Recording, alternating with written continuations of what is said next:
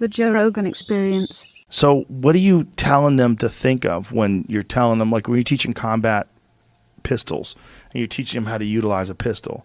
What do you what is the process of, like? I try and break stuff down as simple as possible so that it's easy steps for people to talk through to create a habit so that you're using it as a subconscious effort, right? Like, I want you to be able to draw and fire that pistol or shoulder and fire the rifle in a way that you're almost not thinking through once you become very proficient at the shooting, so that your brain can stay open to all the other pertinent shit that's going on, all the scary crap that's happening out there, right? So it becomes an automatic movement. You want it to be like that. You want it to be an automatic movement. And there's guys out there with a shit ton more combat time and a shit ton more teaching experience that say the exact same thing, and they say it because it works. Because there's not time to screw around with having to think through the process. It's similar to how you're drawing a bow and hunting, right? Do you have time to really think through it all? Not with an animal walking out in front of you. No, you have to have already had that stuff. It's got to be dialed down. in. Yeah. Yeah. Super dialed. So with pistol and rifle, it's the same way. Like, I'm going to break that down so simple. And we can only handle so much information.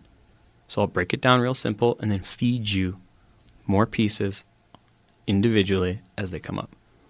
Now, how much in the military, how much time do they spend instructing or coaching people on how to think during intense and stressful situations, so like combat? They started to do more of that when I was in Buds. So it's a fairly recent thing? Relatively recent. And I know they do more now. And what they're trying to do is get people to make sure that they can understand what they're doing and perform under the pressure, right? And a lot of the training and a lot of the selection weeds out people that can't put stress and information into the same lane of traffic, right? Oh, right. Okay, so that's what a lot of what Buds is. Yeah. Yeah. A lot of Buds and SQT, and then further on in the teams, like every day you're earning your trident is what they say. You can always lose it. So what they're saying is, like, it's all a process, but they're weeding people out that can't handle that sort of shit. Mm-hmm. Yeah.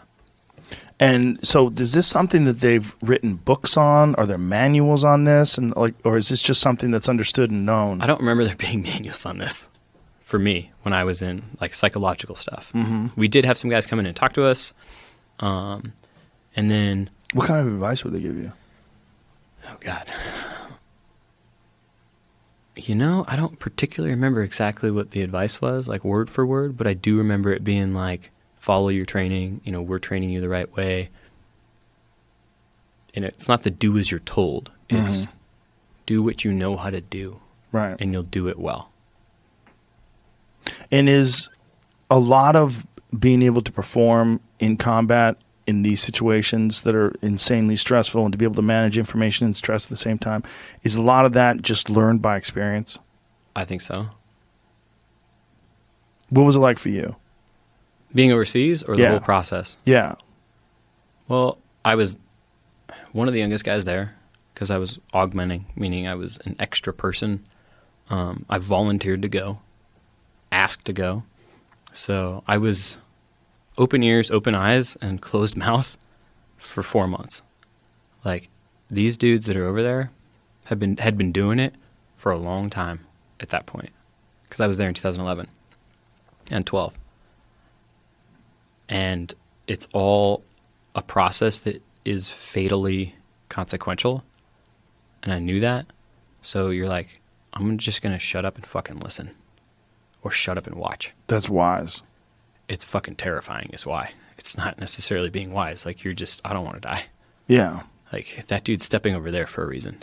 He's not leaning against that wall for a reason. He's doing this for a reason. He's got his gear set up like that it's not for fun. They're not over there airsofting. It's fucking for real. So you ask questions. And the best thing that I've been able to get from the teams, which was super evident there, is you learn how to learn. You learn how to be a student, a good one.